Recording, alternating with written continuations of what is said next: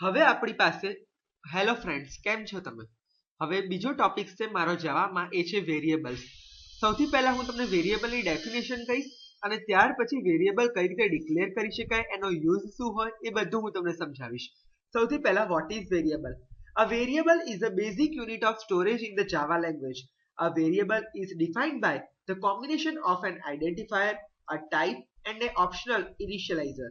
એનો મતલબ શું થાય કે વેરિયેબલ એ શું છે? એક ટાઈપના આઈડેન્ટિફાયર, પછી એક ટાઈપની ડેટા ટાઈપ અને ઇનિશિયલાઇઝરનું કોમ્બિનેશન. જેમ કે હું તને ઉદાહરણ આપું, integer a is equal to 10, તો આ આખો એક ટાઈપનો વેરિયેબલ બન્યો છે, એ નામનો વેરિયેબલ છે. તો એ કોનું કોનું કોમ્બિનેશન છે? તો ડેટા ટાઈપ છે એની અંદર, બરાબર. પછી એની અંદર વેરિયેબલનું નામ તો છે જ, એટલે કે આઈડેન્ટિફાયર, વેરિયેબલના નામને બીજા આઈડેન્ટિફાયર તરીકે પણ ઓળખાય છે, આઈડેન્ટિફાયર. અને ત્રીજું છે ઓપ્શનલ ઇનિશિયલાઇઝર, કે જ્યારે કોઈ પર તું ફોર લૂપ કે એવું વાપરે ત્યારે તે વસ્તુને તારે ઇનિશિયલાઇઝ કરવી પડે, એના માટે પણ તું આ વેરિયેબલનો યુઝ કરી શકે છે. હવે વેરિયેબલને આપણે ડિક્લેર કઈ રીતે કરીશું? વેરિયેબલને ડિક્લેર કરવા માટેની એક સિન્ટેક્સ છે, data type variable name is equal two value comma value 1 value 2 value 3, ગમે તેટલી નાખી શકો છો. હું એક્ઝામ્પલ આપું, મારે એવું કરવું છે, વેરિયેબલ ડિક્લેર કરવો છે a b c કોઈ પણ ક્લાસની અંદર, તો હું શું કરીશ? ઇન્ટીજર a અલ્પવિરામ b અલ્પવિરામ c, a comma b comma c, એટલે એનાથી શું થશે? વેરિયેબલ આખો આપણી પાસે ડિક્લેર થઈ જશે, બરાબર. હવે વેરિયેબલને વેલ્યુ આપી છે તો શું કરીશું? ઇઝ ઇક્વલ ટુ સાઇનનો ઉપયોગ કરીશું. Integer a is equal to 10, એ એનો એક ટાઈપનો વેલ્યુ એસાઇન કરવા માટે વપરાય. હવે ડાયનેમિક ઇનિશિયલાઇઝેશન, વેરિયેબલનું ડાયનેમિક ઇનિશિયલાઇઝેશન એટલે શું? કે તે વેરિયેબલ ડિક્લેર પહેલા નથી કર્યો, પણ તારે જરૂર પડી ત્યારે તું એ વેરિયેબલને ડિક્લેર કરે છે, એના માટે ડાયનેમિક ઇનિશિયલાઇઝેશન વાપરવામાં આવે છે.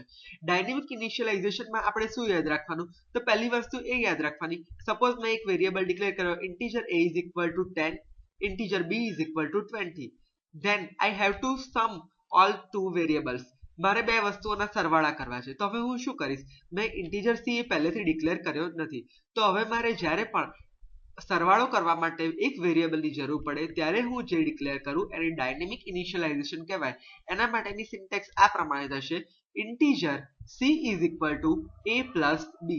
આ વસ્તુ થશે આપણો ડાયનેમિક વેરિયેબલ ઇનિશિયલાઇઝેશન. હવે એની અંદર છે scope and life time of variable. તમે જોઈ શકશો સ્કોપ અને life time of variable. Scope એટલે શું? સૌથી પહેલા તો બે કર્લી બ્રેસીસની વચ્ચે તમે જે પણ વસ્તુઓ નાખો, જેટલા પણ વેરિયેબલ નાખો, એ એનો સ્કોપ કહેવાય. હવે સપોઝ તમે ફોર લૂપની અંદર ઇન્ટીજર આઈ જે વાપરો છો, જનરલી તમે સી પ્લસ પ્લસમાં વાપર્યું, હવે જાવામાં પણ યુઝ કરો છો, તો એનો સ્કોપ કેટલો હશે? બે કર્લી બ્રેસીસની વચ્ચેનો જ એનો સ્કોપ હશે. જ્યારે તમારે એ સ્કોપ જ્યારે પણ કમ્પ્લીટ થશે ત્યારે એ વેરિયેબલની લાઈફ ટાઈમ ખતમ થઈ જશે. હવે હું તમને એક એક્ઝામ્પલ આપું છું. ચલો, એક ક્લાસ બનાવ્યો સ્કોપ નામનો, એની અંદર તમે એક વેરિયેબલ ડિક્લેર કર્યો ઇન્ટીજર x.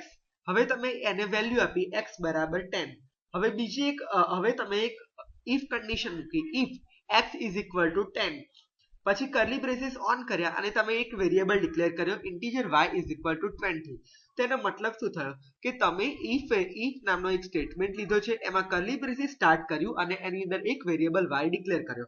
હવે જ્યારે પણ તમારે એ વેરિયેબલનો સ્કોપ કમ્પ્લીટ થઈ જશે ત્યારે શું થશે?